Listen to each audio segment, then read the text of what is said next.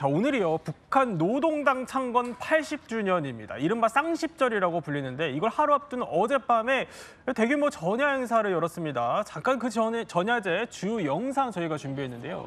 자, 저렇게 5일 경기장에 불꽃 쇼가 벌어지고요. 자, 저기 뒤에 조선 노동당, 저게 사람이 손수 만든 카드 섹션입니다. 그러니까 전광판이 아니고 사람이 일일이 손으로 펼쳐서 보여주는 거죠. 자, 여기에 김정은 위원장도 참석을 해서 저게 심야에 열린 건데 참석을 해서 일일이 다 지켜봤고요. 저렇게 차력쇼도 하고요. 뭐 쇠사슬도 벗어 던지고 불구덩이로 뛰어들고 여러 가지 행사 펼쳤습니다. 자, 김정은 위원장이 이 전야제를 열면서 뭐라고 했는지부터 일단 한번 들어보시죠. 위대한 조선노동당, 위대한 조선인민 만세!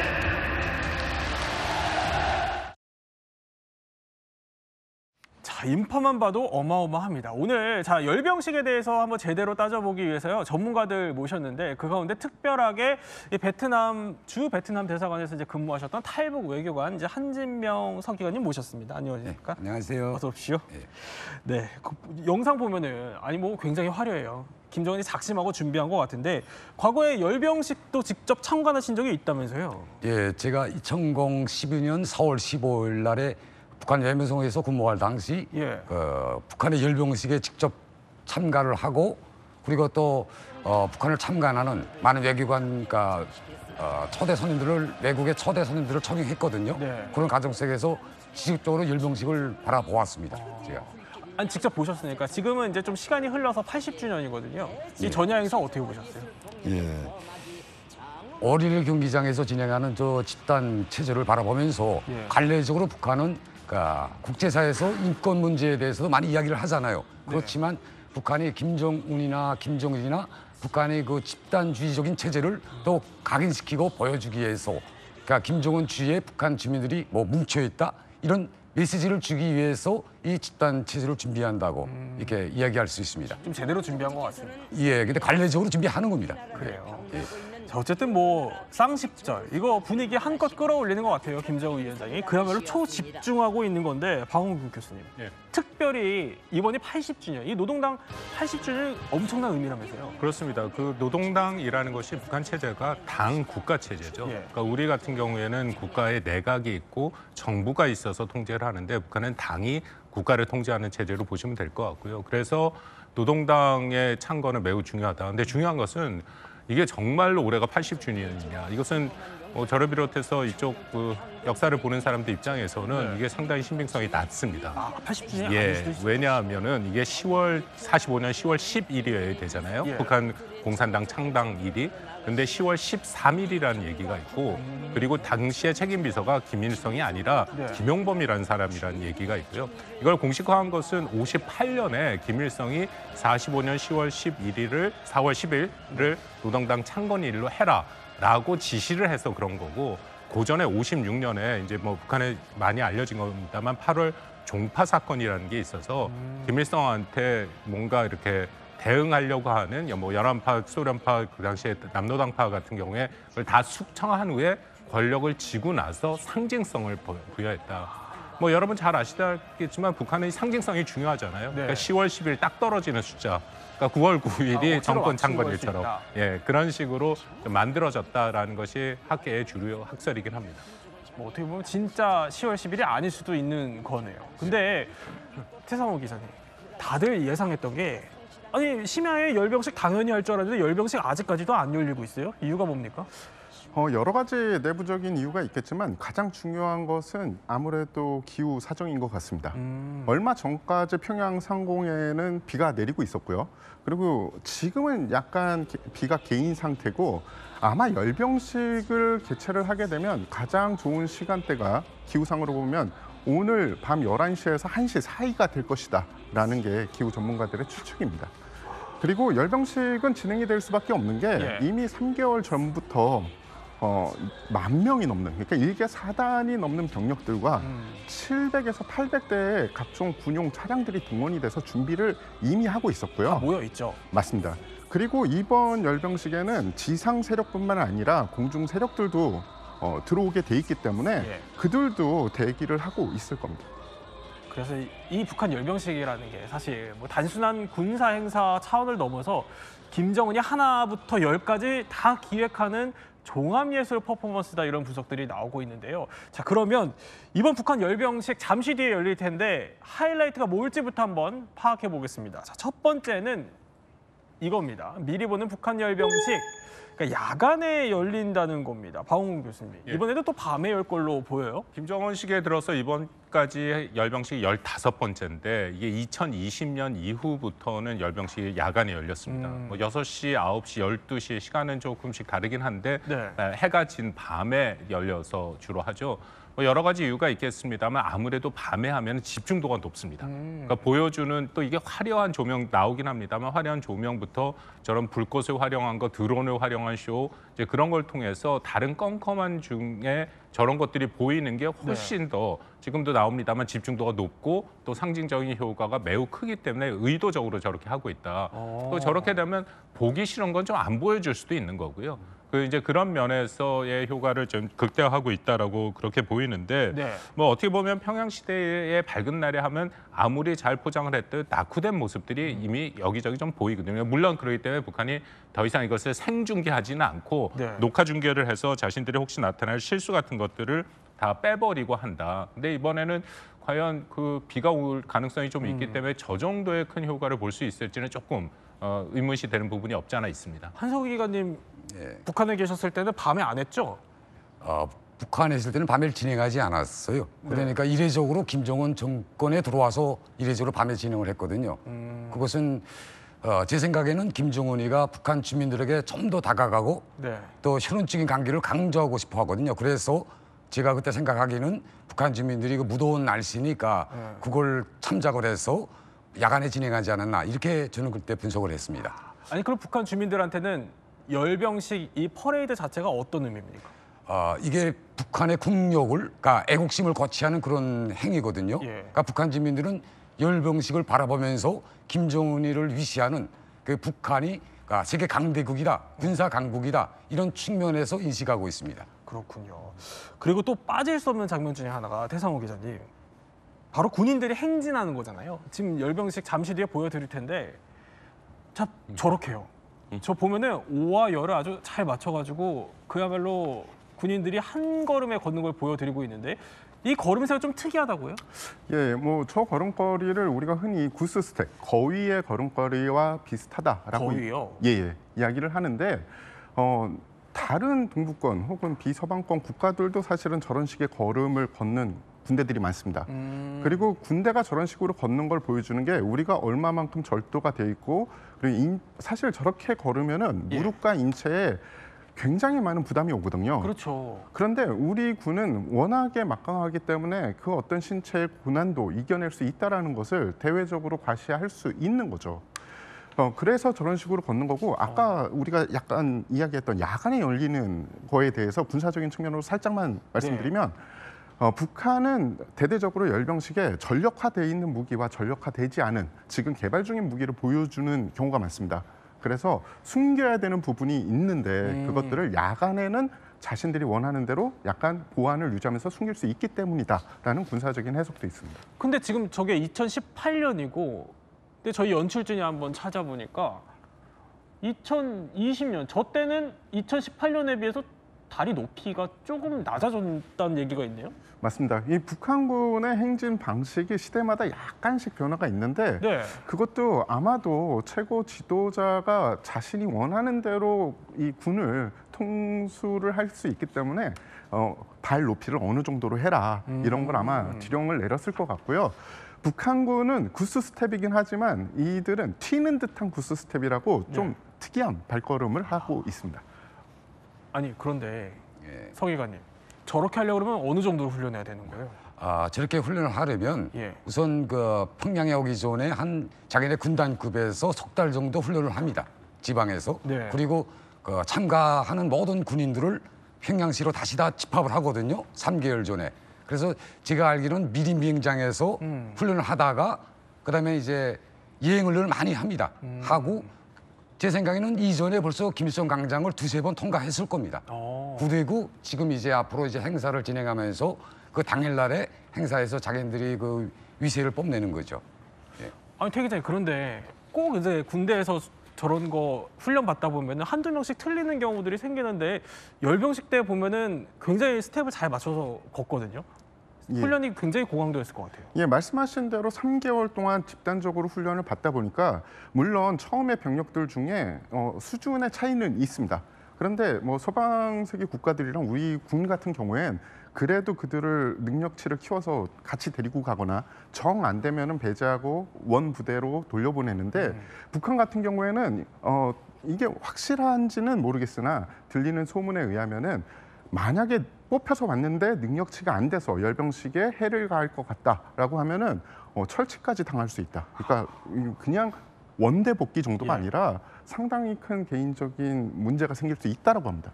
진짜 그래요. 예, 저 선발을 할 때 네. 기본 성원들만 선발하는 것이 아니라 예비 성원들도 모두 선발을 하거든요. 그러니까 예비 성원들이 선발했다가 뭐 여러 가지 정치적 사고나 이런 사건 사고가 일어나게 되면 그분들을 배제하고 다른 새로운 성원들을 충원하는 것입니다. 또 하나는 이게 녹화로 되니까 우리가 보는 것에서는 틀리게 나올 수가 없죠.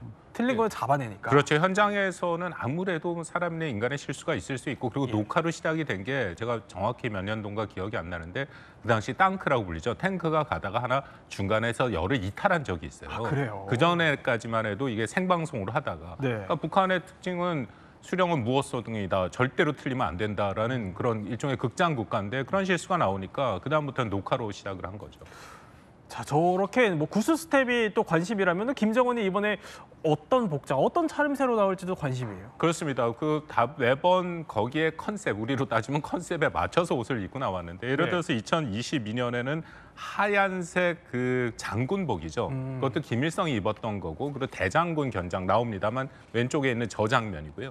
2023년에 저것도 할아버지 김일성과 비슷한 모습인데 예. 그 겨울이긴 했습니다만 코트를 입었고 중절모를 썼다.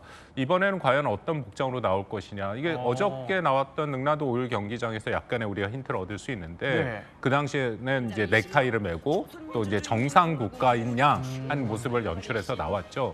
이번에도 해외 사절단이 있고 하기 때문에 아무래도 좀 조심스럽기는 합니다만 정장 차림으로 나올 가능성이 조금 더 높지 않을까. 정장으로. 예, 그렇게 생각을 합니다. 그리고 정장 차림으로 나올지는 뭐 잠시 뒤에 공개되겠지만 궁금한 게 아니 전야제 열렸을 때 김주애랑 리설주가 안 보여요. 그럼 여기도 안 나올 수 있는 거 아닙니까? 그건 뭐 좀 어려운 질문 하시는데 이제 네. 시간 오면 금세 나올 것 같고요. 이게 결과를 우리가 알 수 있겠죠. 가능성은 저는 반반이라고 봅니다. 왜냐하면 주애를 데리고 나오면 그만큼 주애한테 모든 것들이 또 시선을 뺏기니까 네. 이 노동당 80주년 더군다나 이번에는 다른 때와 다르게 러시아와 또 중국에서 이른바 2인자들이 나타나지 않았습니까? 그렇다면 훨씬 더 자국의 그런 위상을 드러내는 것이 이번에 80주년의 가장 핵심적인 그들의 목표가 돼야 되는데 네. 이제 주애가 등장하면 지금 화면에서 보는 것처럼 또 전 세계가 주애한테 집중할 수 있고 또 앉는 위치도 애매합니다. 저희 장면에 보면 바로 옆에 앉았거든요. 네. 이번엔 그렇게 앉힐 수 있는 상황은 아니고 그럼에도 만약에 주애가 나온다면 우리가 뭐 지난 수년 동안 얘기한 것처럼 확실하게 후계자로서의 유력하다라는 것을 다시 한번 보여주는 이렇게 큰 행사에 전에도 물론 나온 적이 있습니다만 네. 가장 높은 수준의 해외 사절단이 있는 행사에서조차 2인자의 모습으로 나타난다 하면은 그건 그 나름대로의 4대 세습에 대한 의미를 더 크게 부여할 수 있는 그런 하나의 장면이 될 가능성이 높다라고 생각합니다. 그러니까 만약에 잠시 뒤에 나온다면 김주애가 예. 그러면 이게 사실상 후계자다 이렇게 선포하는 거다 이렇게 봐도 됩니까?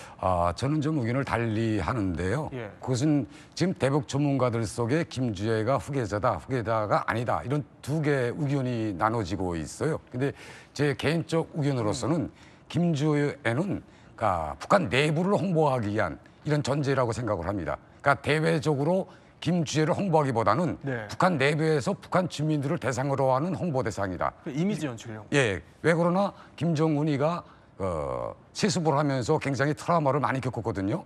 그리고 또 김정은이가 장기 집권을 위해서 북한 주민들 속에 그러니까 이미지 쇄신을 하기 위한 포석을 깔고 있지 않는가. 그러니까 김주애를 통해서 그러니까 북한 주민들에게 더 가까이 다가가고 향후 또 북한 김정은의 지지 기반이 될 수 있는 그런 MZ 세대가 있잖아요. 네. 그 사람들을 자기들의 그 지지 기반으로 만들기 위한 하나의 연출이 아닌가 이렇게 저는 생각을 하고 있습니다. 그러니까 젊은 사람들을 좀 마음을 움직이기 위한 연출용에 불과하다. 예. 후계자는 아니다. 예, 저는 개인적으로 그렇게 생각을 하고 있습니다. 그렇게 보시는군요.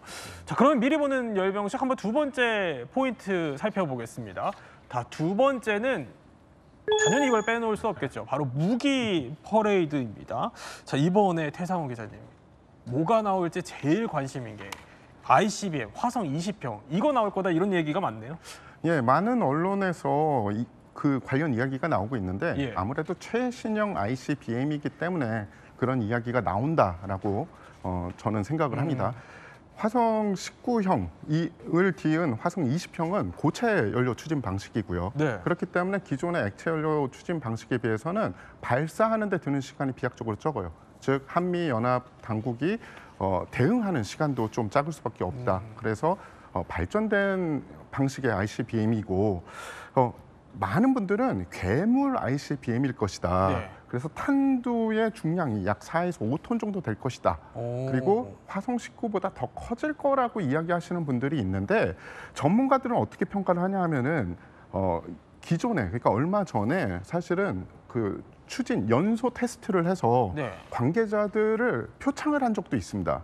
그런데 그렇게 연소 테스트가 성공을 했다면 고체 추진 방식에서 제일 중요한 게 고체 연료가 얼마나 연소가 잘 되고 추진력이 있냐라는 건데 그들이 유의미한 발전을 했으면 아마 화성 19보다는 외경, 그러니까 디멘션이 더 작아질 가능성이 크다라고 말씀을 드릴 수 있습니다. 그리고 다탄두를 장착을 했을 것이라고 이야기가 많이 나오고 있는데 네.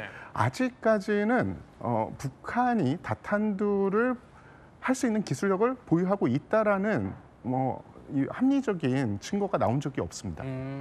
그러면은 어쨌든 화성 20형을 주목할 수밖에 없는 게 다탄두 장착이 가능할 수도 있고 게다가 이게 미국 본토 전역의 사정거리에 들어가기 때문인 거잖아요. 그러면 이게 이 화성 20형이 어느 정도로 만약 공개된다면 어느 정도로 위협적이다고 보세요? 일단은 화성 20호는 그 다탄두 기술은 아직 가지고 있지 않다고 생각이 되나 예. 형태 자체는 다탄두를 탑재할 수 있다라는 것을 서방 세계에 지금 메시지를 전달하고 싶어하는 겁니다. 즉 이 핵무기나 핵 전력을 완성하는 데 있어서는 사실은 핵무기가 자기가 발사를 하고 싶어하는 그 국가에 제대로 도달을 해서 명중을 시키는 게 중요합니다. 그런데 당하는 국가도 핵무기가 발사되는데 가만히 있지 않겠죠. 그래서 그것을 생존성을 높이기 위해서는 네. 다탄두가 설치돼야 되고 그 북한에서 보여주고 싶어하는 것은 우리는 액체 연료 ICBM뿐만 아니라 고체 연료 ICBM의 다탄두 준비가 된 발사체를 지금 개발하고 있다. 혹은 전력화가 눈앞에 있다라는 네. 걸 보여주고 싶어 할 겁니다. 결국에는 공개가 되더라도 이게 다탄두 장착이 실제로 되는 것까지는 검증하기 좀 어려울 거다라는 설명을 해주신 건데 저도 태 기자님 네. 말씀에 동의를 하는 게 작년 10월 달에 화성 19형을 발사하면서 뭐라고 얘기했냐면 이것이 완성판이다. 종결자다. 이제 더 그때 이상 당시에? 필요 없다라고 얘기를 했어요. 그때도 그것이 고체 연료 다탄두의 모습을 갖고 있다라고 얘기를 했었거든요. 네. 근데 그럼에도 뜬금없이 또 화성 12형이라는 것을 공개하지는 않았지만 나온 것을 보면 이건 분명히 미국한테 보내는 메시지다. 그러니까 이런 거죠.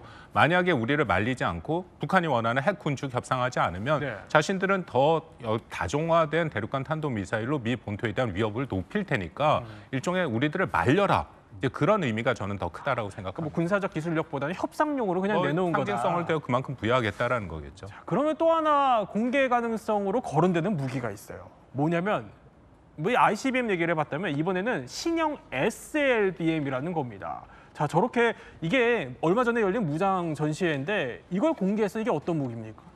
예, 신형 SLBM은 사실은 지금 한참 북한이 개발을 하고 있다. 혹은 러시아에서 예. 개발 기술을 이전받았다는 핵 추진 잠수함하고 연관이 돼 있습니다.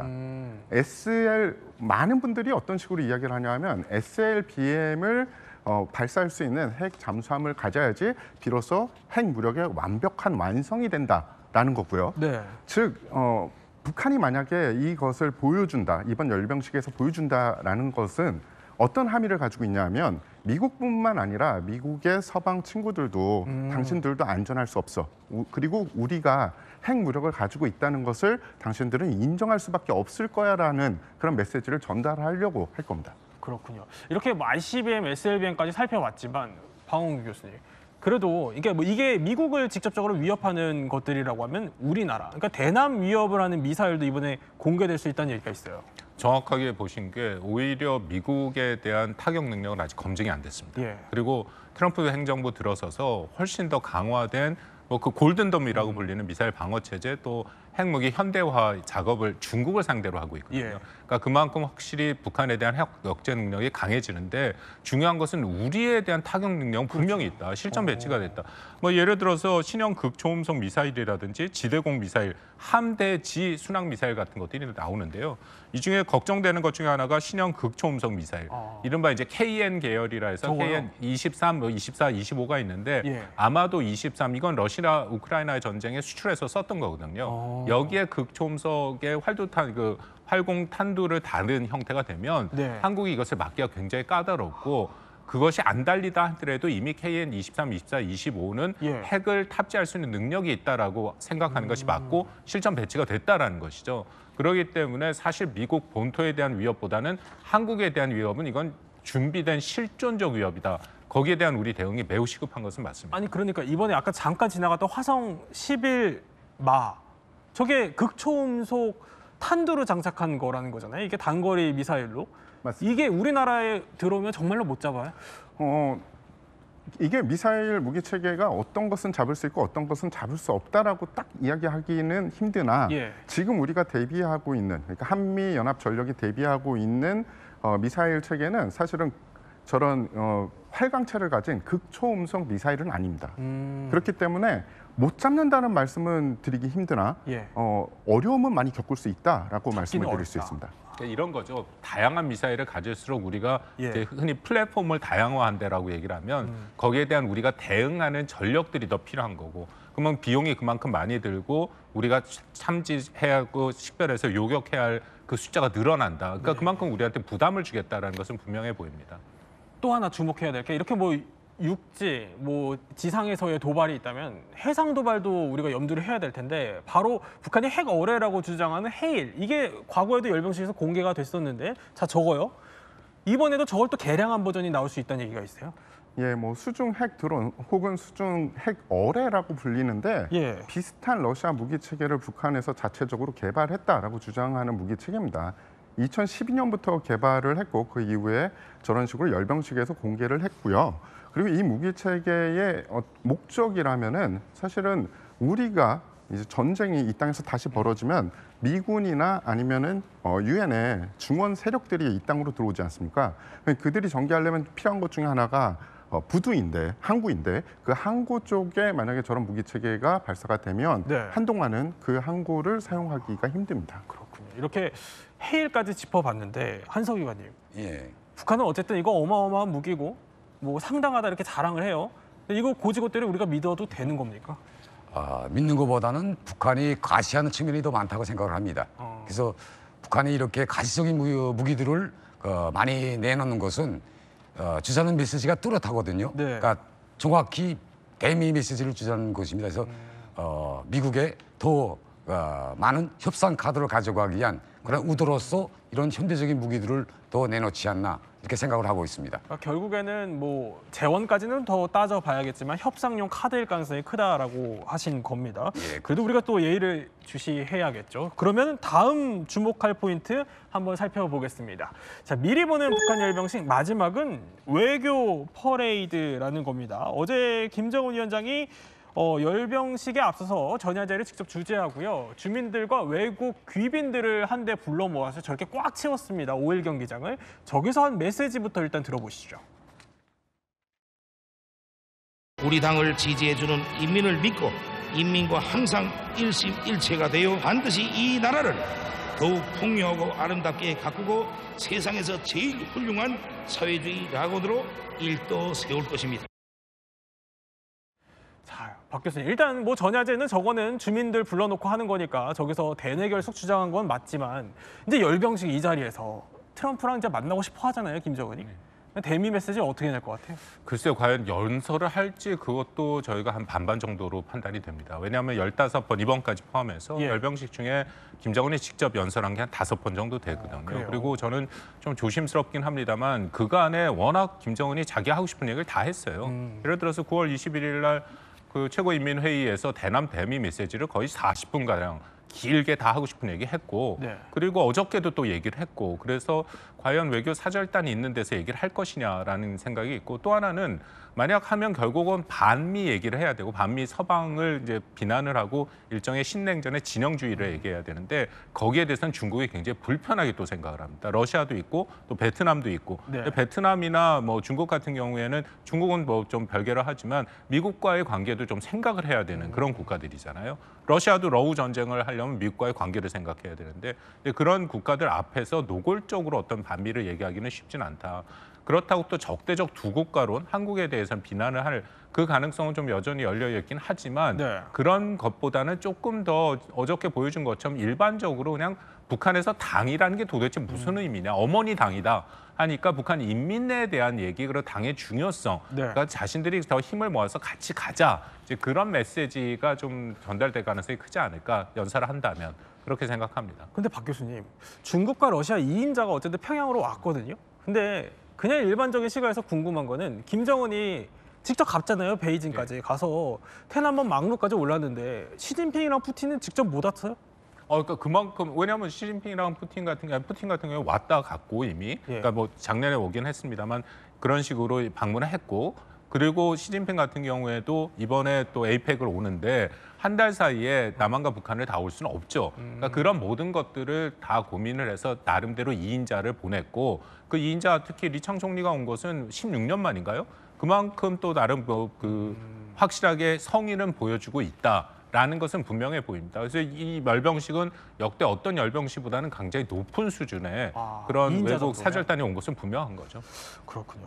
그런데 전야제를 저희가 살펴봤지만 이 열병식이라는 게 이제 잠시 뒤면 또 열릴 텐데 이게 겉보기에는 화려하고 완벽해 보이지만요. 사실 그 속살을 뜯어보면은 주민들의 어마어마한 희생이 있다고 해요. 일단 영상 한번 볼까요?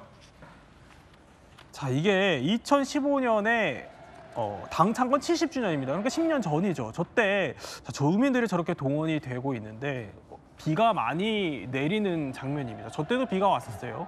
근데 아무도 비옷을 입고 있지 않고 저렇게 동원돼서 횃불도 들고 하는 모습 보이고 있는데 이때 외신 기자에 따르면은요. 좀 힘든 표정들, 청년들이 뭐 추위를 견디는 표정들이 곳곳에서 포착이 됐다 이런 보도들이 나왔는데 한지명 서기관 이번에도 지금 평양에서 비가 올 가능성이 크다고 해요. 그럼 주민들이 굉장히 힘들 것 같거든요. 예, 저 열병식을 하는 절차가 있어요. 그러니까 그 전에 북한 주민들이 고통받는 그런 실정에 대해서는 이야기하지 않고 전야에 대해서 이야기해 드리면 이 열병식이 진행하기 전날 네. 9시, 10시 정도에 그 현장에 가서 대기를 하고 있습니다. 그러니까 비가 오든 뭐 어떻게 대기를 해야 되거든요. 그리고 또 대기하는 속에서 오대 그 자리에 이탈할 수가 없어요. 그리고 새벽에 들어와서 이제 북한의 경호 요원들이 이제 다 검사를 다 진행하고 그다음에 김일성 광장으로 진입을 하는 겁니다. 네. 그리고 또 그 상태에서 지금 상태에서는 대기까지 해야 되는 거거든요. 예. 무기한 대기. 그렇기 때문에 이 속에서 북한 주민들의 고통이 더해지고요. 예. 또 그리고 또 광장 주변에 모든 주민들이 또 집에서 다 나가야 됩니다. 그러니까 그 주변 주민들까지 모두 이틀 동안 고통을 받는 거예요. 이런 환경 속에서 북한이 이런 행사를 진행하다 나니까 그에 따르는 고통이 더 많아질 수밖에 없는 그런 상황입니다. 어떻게 보면 또 북한 열병식의 민낯이 아닌가 싶기도 합니다. 자, 세 분과 함께 노동당 창건 80주년 북한의 열병식 숨은 의도와 메시지 한번 분석해봤습니다. 저희는 60초 후에 뵙겠습니다.